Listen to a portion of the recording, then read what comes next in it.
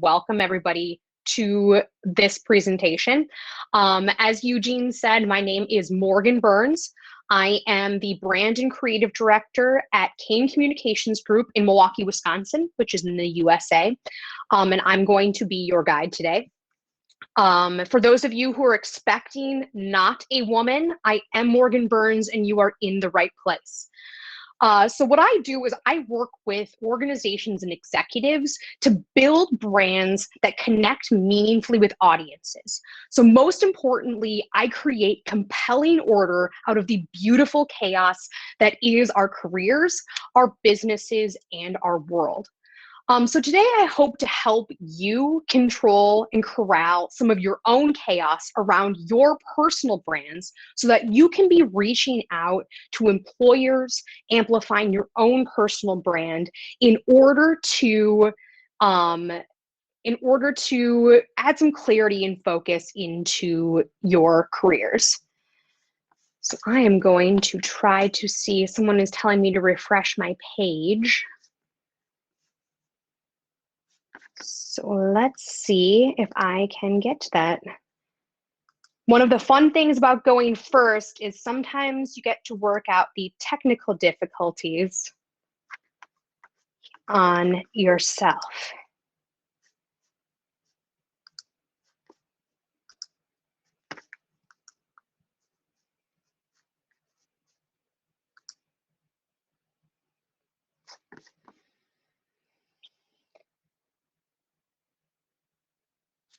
I think now I can hear.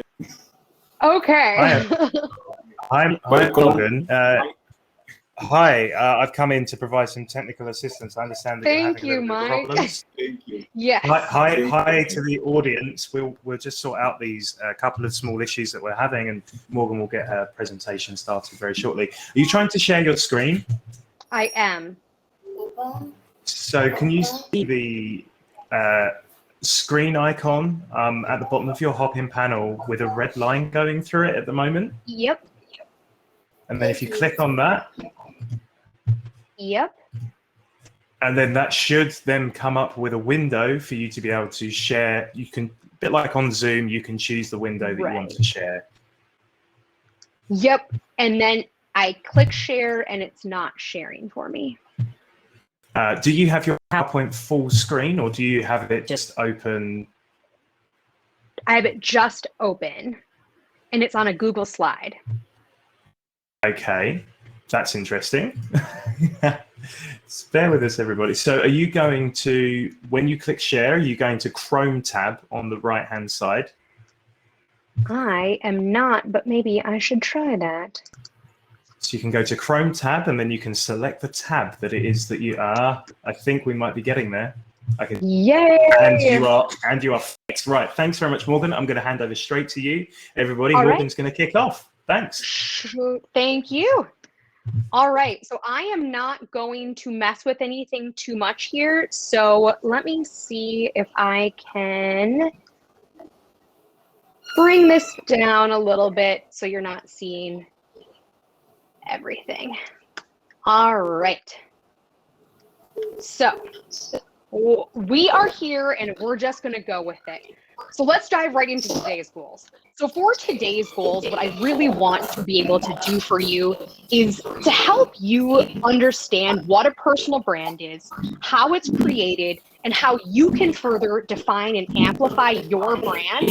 And since the majority of the work here is done in preparation, the best way for you to be able to create and amplify your own brand on your social media pages is to really define and create your brand up front. So we're going to be doing a lot of work building and defining who you are. So what is a personal brand and how can it help your career? So Jeff Bezos says, your brand is what people say about you when you are not in the room. So my question for you is, are they right? So your brand is your reputation. And your reputation isn't what you say it is what they say it is.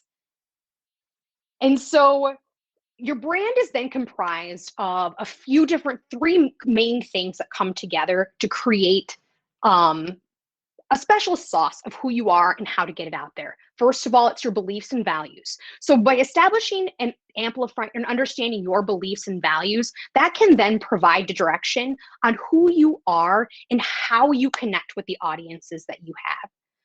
And then the second one is about understanding you, developing the strong understanding system that provides you direction for who you are and how you connect to people. And then that turns into consistency. And if you are consistently working to amplify your brand across different social media platforms, across your resumes, in networking events, in job interviews, and highlighting each of the things that make you you, then people are going to learn to trust you and grow with you, and they will know who exactly you are and what they're getting into when they hire you. So one of the benefits, or there are many benefits of personal branding, and I picked Taylor Swift here on purpose because she really has one of the greatest personal brands out there. So your benefit of personal branding is it provides clarity and meaning to who you are and what you stand for, again, your beliefs and your values. Second of all, it helps you to be authentic and transparent because there's absolutely nothing worse that you could possibly do than try to be something you're not. It would be absolutely exhausting for you to try to go out there and be somebody other than yourself. But so by defining your brand, you know exactly who you are and what you need to be saying to people. It also then helps you build trust and credibility. When people know who you are, they know what to expect from you, and they know who you are when you show up, your skills, hard skills and soft skills, we'll talk a bit about that, then that consistency over time allows them to develop a real relationship with you as a professional and in your skill set. It also banks what I like to call reputation capital. So I'm sure you know what capital is. Capital is pretty much what keeps the business afloat. And so your reputation capital is what keeps your brand reputation afloat.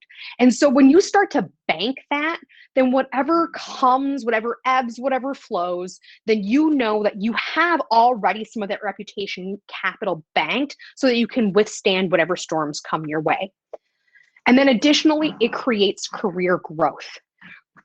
When you know who you are and the real value that you're bringing to an organization, then you no longer have to worry so much about getting caught in the grind.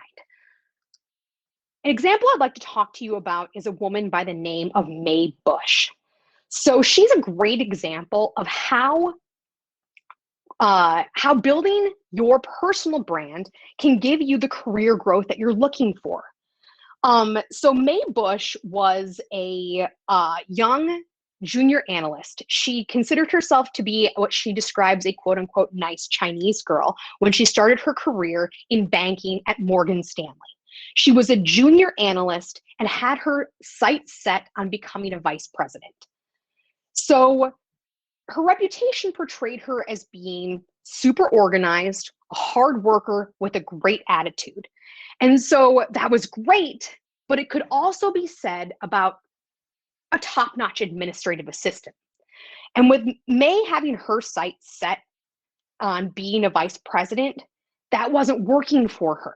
She thought, as many of us think, that the path to career success was put your head down, work hard, become excellent at your job, wait for someone to recognize your talent, and then rise to the top.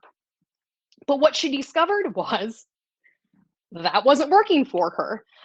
So her approach on rebranding herself was not unlike the way that we would approach, say, a corporate rebrand. So it's not just about coming up with the cool language or making a cool logo or having the right outfit or the right hair. It's really about getting to know who you are and how you're perceived. So she went and asked people. Put herself through an extensive research and discovery process to first document what she was known for and then what she wanted to be known for. She found out that she was indeed super organized, a hard worker, and had a great attitude.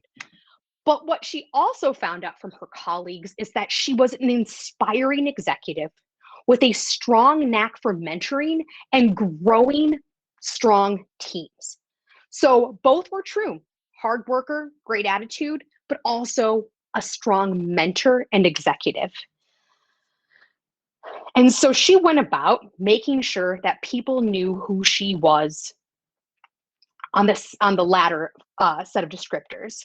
So once she identified that, she became very, very intentional about everything she did, from how her bio was written to how her social media presence was put out there, and then also how she introduced herself at networking events, how she interviewed, how she interacted. She made sure that people knew her for her executive acumen and not just her hard work and her good attitude. And so it paid off for her. Not only did she rise up to become a VP, but she went on to become the COO of Morgan Stanley Europe, which was a lot bigger than she had even anticipated. And now today, May is an entrepreneur, a speaker, and a coach. And she is leveraging those mentoring skills and those strengths to help others build their personal brands. So she, focusing on her personal brand, took her places that she never even knew she was going to go when she started the activity. So now you probably want to know, how do I create a personal brand? Well, there's a process to creating a personal brand, just like anything else in this world. You want to start by documenting, just as May did. What are you good at? What do you want to be known for? We're going to spend some time here documenting that too. I'm going to give you a little bit of space here to be able to write some of that stuff down on your own. And then what you want to do from there is distill it, pick out those keywords. What works for you? What is it that inspires you and your career about those things that you talk about? And then the next thing is you want to validate it, because your version of yourself, just like May was a hard worker with a good attitude, might not be the same thing as somebody else's attitude or someone else's perception of you, which is that you might be a strong leader. And then from there, you're going to activate it. And that is step 4, is where you finally put the rubber to the road and you update your LinkedIn bio. You come up with an elevator speech for yourself. You do all the things that you need to do in order to get the word out about what kind of employee and professional you are. So right now I want to pivot a little bit before we get into that full document and distill process and talk a little bit about archetypes. So brand archetypes, or archetypes, were created to represent universally accepted human characteristics in storytelling. People recognize them quickly and they connect with them emotionally. So archetypes come from Carl Jung's theory that human beings have a basic tendency to use symbolism to understand concepts. Archetypes were created to represent universally accepted human characteristics in storytelling. So this is the storytelling portion of who you are. And people recognize them and connect with them emotionally. So it doesn't necessarily mean pigeonholing yourself, but it helps you understand how people are maybe categorizing you in a certain way when they first meet you. So those archetypes are the ruler, the creator, the innocent, the sage, the explorer, the magician, the rebel, the hero, the lover, the jester, and the everyman. As you can see, what's happening now is big brands like Coca-Cola, Lego, IBM, and Apple are using these archetypes to identify themselves within this sphere. And I also work with executives around the world on these archetypes to help categorize themselves. So each archetype has a powerful identity. Each one has its own set of characteristics and values, attitudes, and behaviors. And so these brands can relate. So relating to each of these 12 iconic models can help breathe life into your brand in a new way that allows you some focus and gives you a little bit of a quick cheat sheet on how to express things. So for example, if you're a jester, you might be in a situation where you're not quite sure which direction to go in a job interview or in a presentation, and you just think, what would a jester do? Make a joke. So from there, it gives you that little bit of a shortcut for yourself. And so, archetypes and personal brandings, or in personal branding, aligning your personal brand with an archetype can help you to define the personality of your own brand. Most importantly, what your brand is not. If you're a sage brand, you are not lazy and you don't come unprepared. It will also help you be consistent in the communications, presentations, actions, and appearance. It will help you provide perspective on the roadblocks and challenges because each of these archetypes does come with a deeper understanding of maybe what your weaknesses are and what you need to do in order to help overcome them. It also will help you write a congruent personal brand story and a value proposition. So this is where we think about job interviews, or if you're an entrepreneur, the business development aspect of what you're doing. So this will just help provide a little bit of clarity and context for you as you're developing that personal brand. So I want to start now and get into a little bit of the more workshoppy aspect of this personal branding. So I'm going to ask you a few questions, and then I'm going to give you a moment to write it down.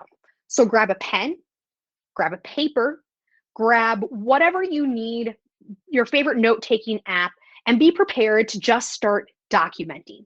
So I'm going to give you a full minute after every question to stop and think. So first question, what are your top skills?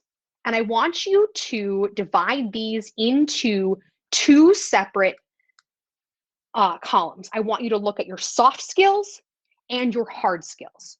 So your soft skills are the touchy-feely ones. It is your type of leadership. Do you connect with people? Who are you? What's your style in a group setting? And then your hard skills are a little bit more like, I'm good at programming. I can speak 5 languages. I'm excellent at calculus. So I'm going to go ahead and stop talking now. And then I'm going to give you now 1 full minute on the clock to stop and write.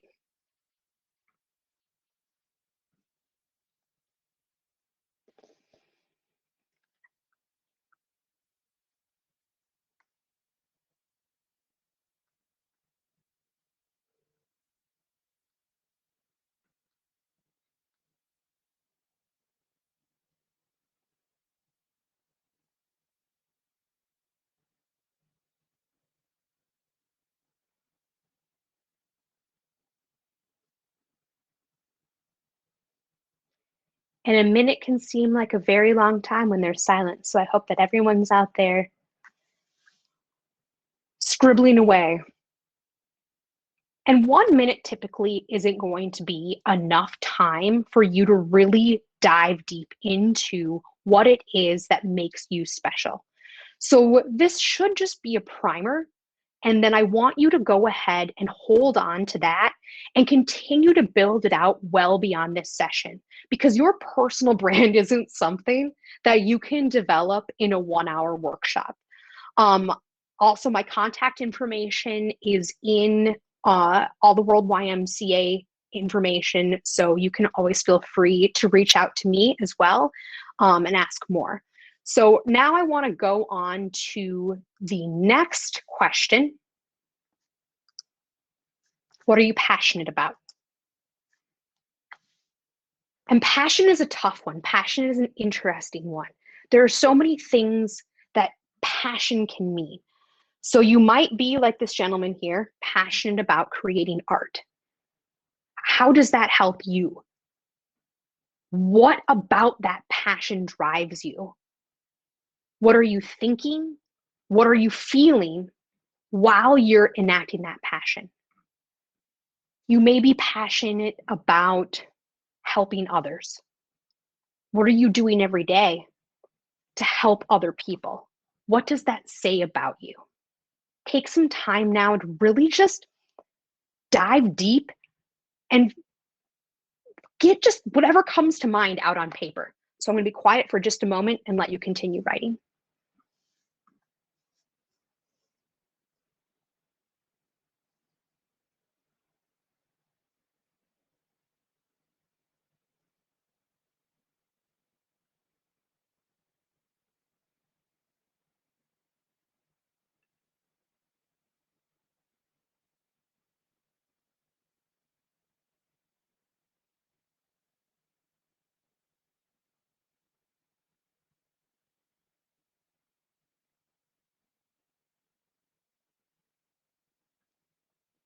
And now take a look at those hard skills and those soft skills and your passions. You might start to see some things aligning. What are you good at and what do you love to do? Because we don't often love to do things that we're terrible at. But you can learn how to figure those things out. For example, your soft skills may be what your real value proposition is in this world. Mae Bush found out that it was her mentorship, it was her inspiration, it was who she was and how she connected with teams that made her special in this world, that made her stand out from her peers. Everybody can be organized. If you're a creator archetype like myself, sometimes that's a little bit more difficult. Anyone can be a hard worker, but it's really that interconnectedness that makes us unique in each of our positions. Each one of us as who we are is why we're unique. And so oftentimes those soft skills really do align with your passions. And so now that you've spent some time thinking about this, then I want to move on to the next one. What impact do you want to make? And I do want to answer a question.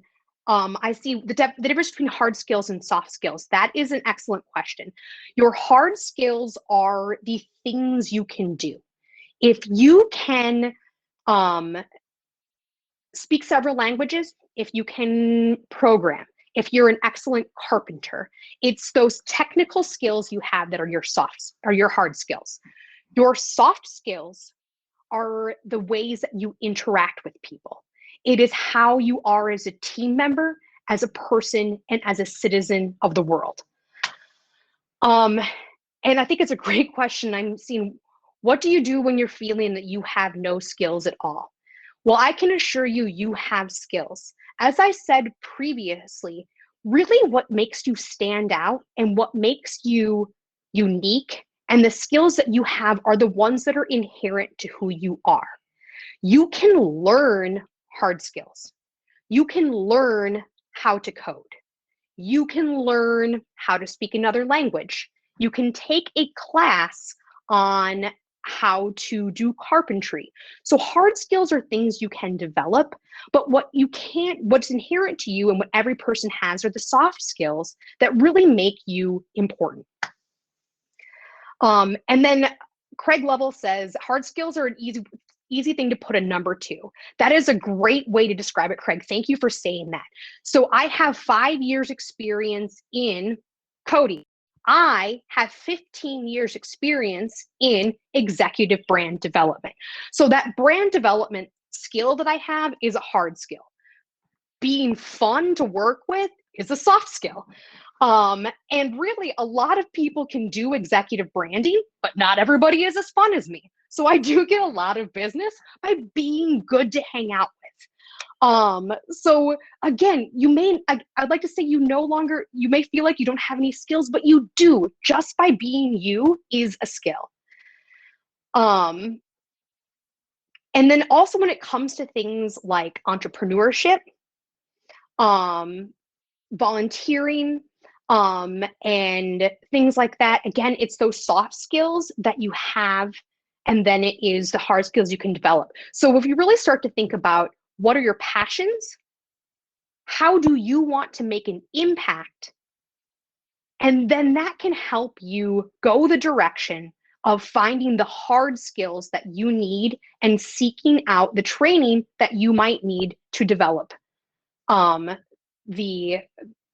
your career in the way that you want it to go.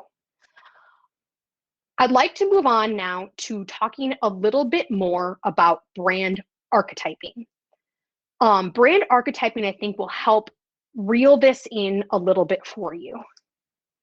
So we're going to go to finding your archetype.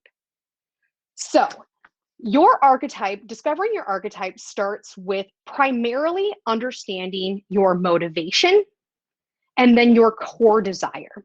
Now, yes, there's a great deal of other things that go into that, but those are the two things that will help you best discover what it is that what your archetype is. First of all, what motivates you most? And these are goals. So is it stability and control? Is it learning and freedom? Is it risk and achievement?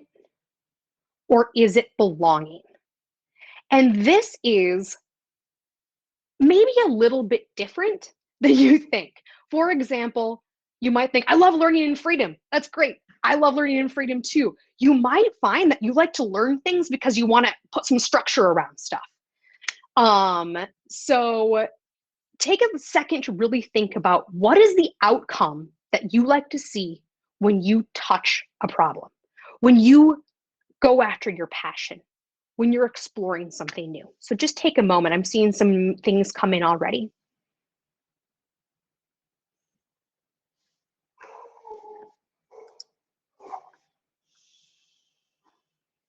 So once you've decided what it is that you are interested in, this is where we can start getting down into your core desire.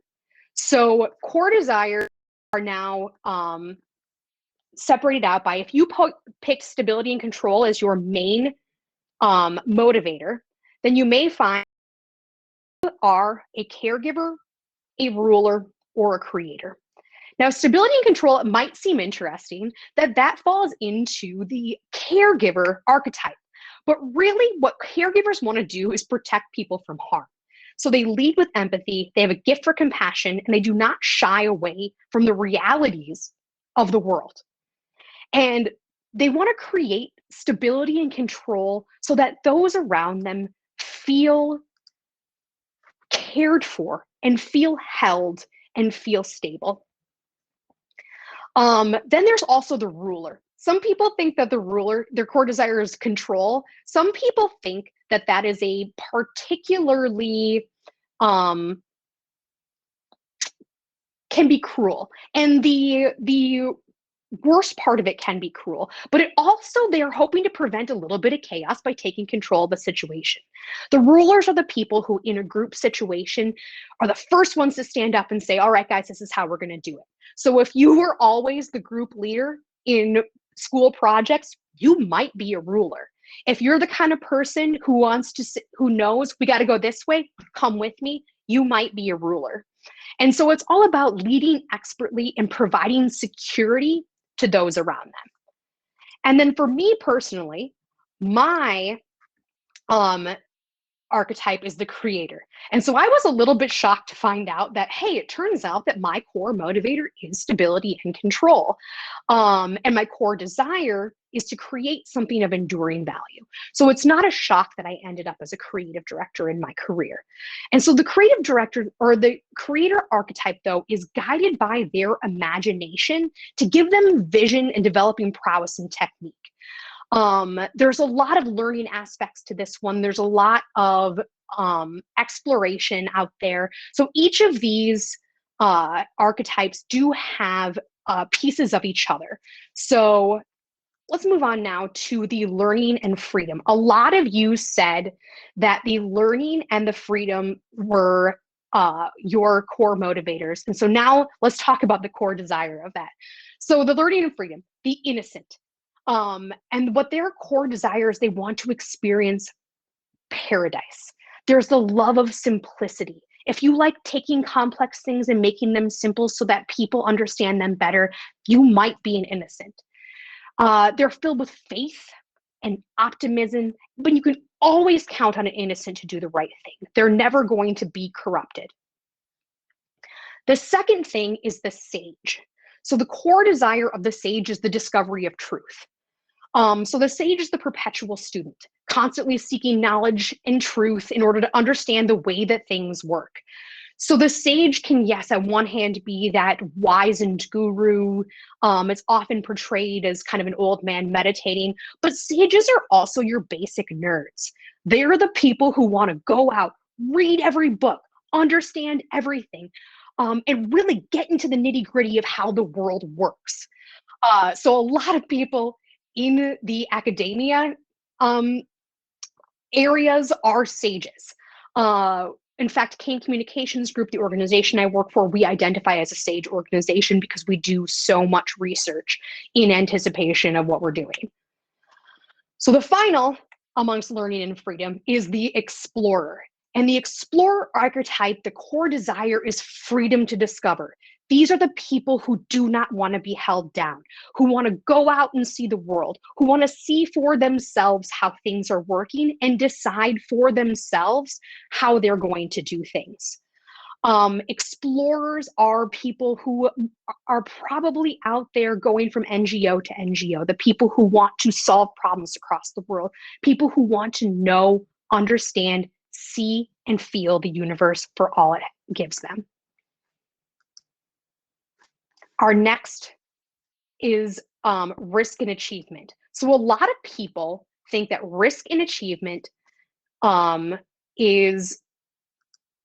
they don't understand the real kind of core desire around risk and achievement. Some people just want to get out there and change the world. So the people who do that we'll start with the magician. The core desire of the magician is to make dreams come true. Whether it's yourself or for somebody else, they want to help make dreams come true. A great example of a magician archetype is Oprah Winfrey, because she's out there doing Oprah's favorite things, making changes for people. And so but magicians don't try to bend to reality in order to make those dreams come true. They try to make reality bend to them. They have a contagious vision, they have charisma, and they do everything they can to transform the world around them. The next risk and achievement motivation person is the rebel, and that core desire is revolution. So the rebel is the person who shows up and says, this is wrong, we're going to change it. So they don't just want to change it, they want to completely rebuild it. They tend to be sharp, they tend to be brave, free-spirited, in your face. Rebels believe that rules were made to be broken. And then the final risk and achievement motivator is the hero. The hero wants to prove their worth through the courageous acts. They want to improve the world by facing up to those difficult challenges and doing what they need to change things. They love overcoming physical boundaries, emotional boundaries, spiritual boundaries. They tend to be the sports heroes of the world. They tend to be the people who put themselves through hardship in order to be the ones who change the world for the better. And then finally, belonging. Belonging is a very important part of how the world works. And this is shared amongst three core archetypes. So the lover, the core desire is to build lasting relationships. So the lover is much more than a romantic. A lover is someone who wants to connect with people, to spark emotions, and then make others feel appreciated and valued. It's someone who just leads with their heart, leads with love, and brings people together and makes people feel good around them. The next one who goes for belonging is the jester. And the jester's core desire is to live joyfully. The jester is the person who brings light to dark situations. They are the person who wants everyone around them to feel happy and to feel good. And they know that humor and lightness can connect people together and that the world needs more fun. It doesn't have to be frivolous. It's all about making a connection through laughter and humor. And then finally, there is the everyman or the girl next door. And that core desire is connection with others. So the everyman would be someone like let's say, Tom Hanks. Someone who knows that you don't have to make a splash in order to make an impact. That being one of the people gives you the platform to be able to change things. And that doesn't mean that you're not a leader. It doesn't mean you're not out there pushing. It just means you don't have to be very flashy about it in order to push.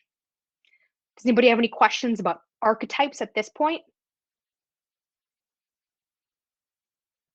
So now that I've gone through that, maybe take a moment to think back through what was it that appealed most to you in that archetyping conversation. So I do see someone has a question, so please feel free to go ahead and type that in. And then we will also open up at the very end of this for people to be able to ask additional questions. So if we don't have any additional questions right now, what I would like to do is move. Oh, that's a great question, Edith Cruz. What do I do if I connect with two of them? That is absolutely brilliant. You're gonna, yes, you can absolutely possess more than one archetype, but you're going to find yourself having a more dominant relationship with one. Really, there's one that expresses you the most clearly, and it might take some time to figure out. What is your core motivator? That takes time. That takes personal exploration. You may love anything. You may be a researcher, someone who gets in there, gets all the information, finds out everything you can, and then uses it to do what? Are you just knowing? Are you happy knowing what the world is, or is there something with it that provides stability and structure? Do you want to know because you need a sense of belonging?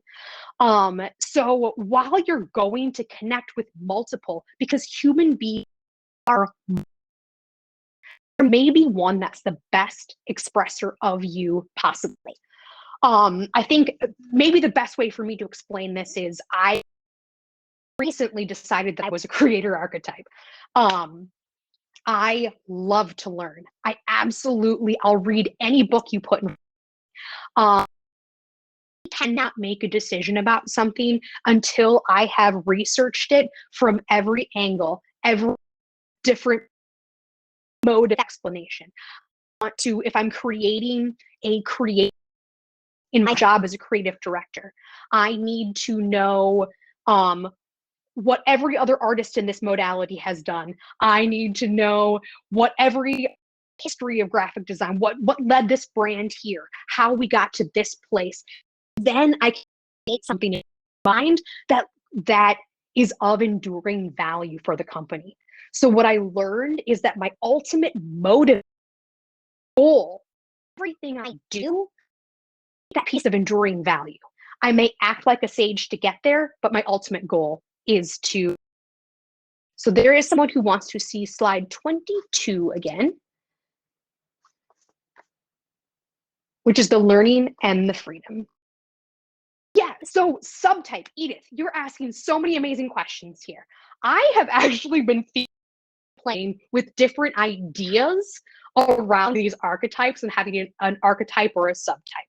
So yes, you can have a subtype, but one of the things I'll tell you is if you get too deep into that, you may be overthinking the art tool, which means you might be a sage. So it really is like you kind of says, all right, this covers off all of my major needs. And there's a lot of really great resources out there that you can use to dive a little bit into each of these things. But to go into maybe one of my theories on how I approach archetyping, what I've been thinking about archetyping, and how I've seen other people apply it, is that there are people who talk about the core archetype versus the expressor archetype. That is who you are at your core versus how you express. So you may be sage-like in your core, but you may express rebel. For me, I feel like that's complicated because your archetype is about your core. So you may be someone who really needs to go out there and create some stability and control. You may be someone who's out there wanting to kind of hold the world in your hands and make it a safe place. You might have purple hair and tattoos and like motorcycles. So you might look like a rebel, are a caregiver. So those are two entirely different things. What makes you not a rebel in that situation is that a rebel wants to blow things up for the sake of blowing things up. They want things to be different. They know in their gut that things aren't working for them right now. And they know, but they don't necessarily have that ultimate goal for the changing thing other than knowing it needs to be changed. And so is there a time frame for deciding and on an archetype? That's a great question. It can be an ongoing thing. Like I said, I have been working with this for a really long time. I have been figuring out who I am. It's a lot easier actually for someone else to do it for you. So that's where you can go in with some of the validation portion of the process.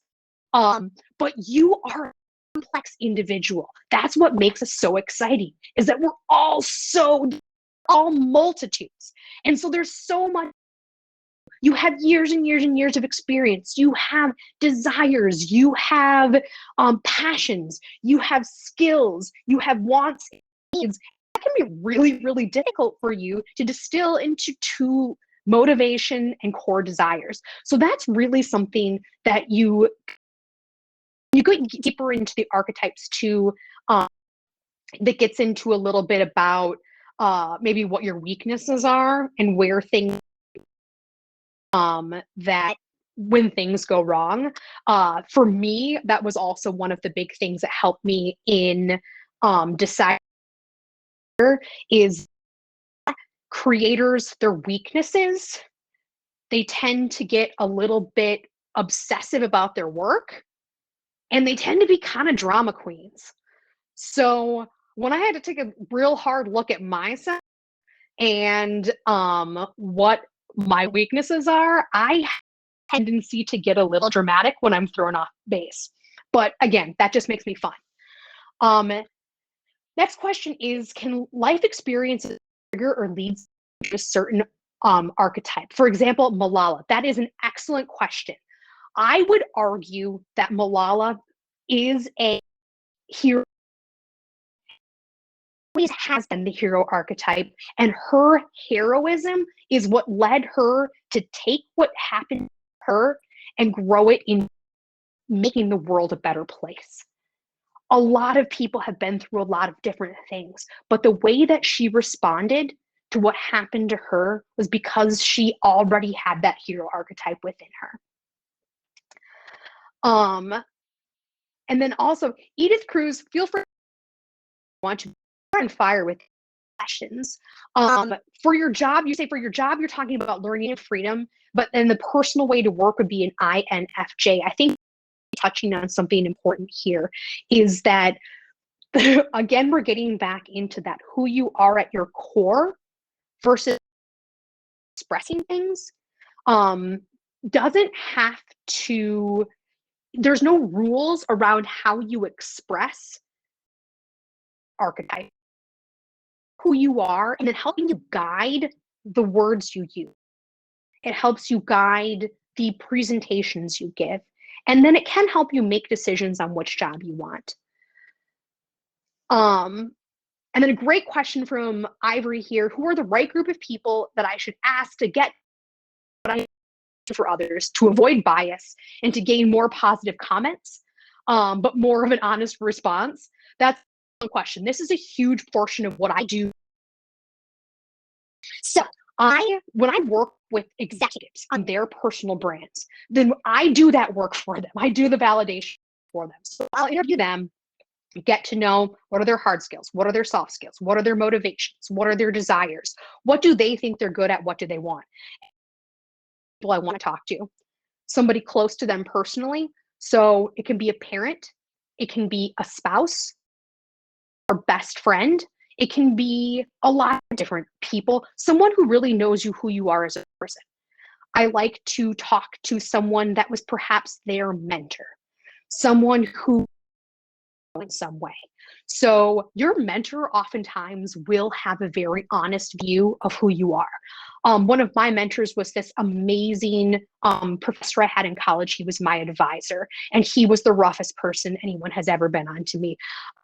He ripped my writing to shreds and built it back together, and I wouldn't be the writer today if it wasn't for him. I also want to talk to someone who doesn't really like them.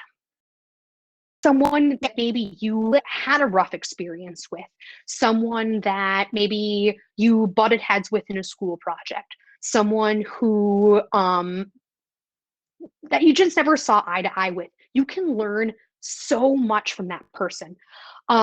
For example, I'm using to give some context. I worked with a sales guy who just didn't like me at all. I pushed back on him too much. There's absolutely nothing nice that he had to say about it. Then when he told me that he really appreciated that we didn't really like each other very much, but that I made him better, he made me better. So that's how that works. You can learn a lot from the very, very unbiased and maybe overly honest response to who you are. I also talk to with an executive that I work very, very closely with at all times. And I'm going to go on to the next question. So when choosing an archetype, is it more important to reflect more on what you are or what you are not? Maybe it should be 50-50. That's a really, really great question. It really is about focusing on your archetype about what you are. So when you figure out who you are, then you can find a balance of what you are not. I worked with one executive. Let me see if I can come up with a good example. He imaginative but not flighty. So we established he's an imaginative. He is inspiring. He is all these, but he's also not the antithesis flighty. And he's ended up being an archetype as well. And then so the not really happens after you've established who you are, and that helps you balance the positive in a way that's not necessarily its direct negative. It's more of how that balances out. For example, in my organization too, we say we're bold but not bold. We make bold decisions, but we're not going to just come in like a bull in a china shop. So next question is between hard skills and soft skills. What should I effort into in building a personal brand? Excellent question. You need to mention your hard skills, because if you're applying for a job, but you need the job. So yep, you've got to mention those. But for me, and for what makes you stand out and what your true value proposition is, think about how those soft skills are at your hard skills. If you think back to May, she was leaning into her hard skills, good at what she does. She's an analyzer. She works hard. But really, it was those interpersonal skills that made her stand out from the pack. Next question is, what type of leadership does the innocent have? Good question. The innocent is all about making things simple. So if you're working in an organization, say with children, or if you're working in an organization that has a lot of complexity, then you into simple terms for people that they can wrap their brains around and appreciate and understand. And then Edith again with a good question. How can we match our archetype with our entrepreneurship and trends? That is a great question. So if you want to match your archetype with entrepreneurship and trends, your archetype then tells you a lot. So I am going to let's use an example of how maybe the sage would connect to entrepreneurship trends. We know that the core desire for the sage is the discovery of truth. They're the perpetual student. They're constantly seeking knowledge and truth in order to the world. How does that make you good at business? It means that we know your business is incredibly well. We know that when you're or when you're delivering a product, you have done your due diligence. You know that you can really put together the business case for anything that you're doing. And we are getting close on time here, so I do want to follow up with a great book. We were asking about resources. This great book, in the by Margaret Mark and Carol Pearson. This is a fabulous resource for you. And so Kay Putnam is another great personal branding resource. Looks like Eugene's giving me, so I just wanted to say that we did have one final thing about how this all puts together. You've documented, let's validate, distill that, validate it, and then activate it across all of your social media. Right. Thank you.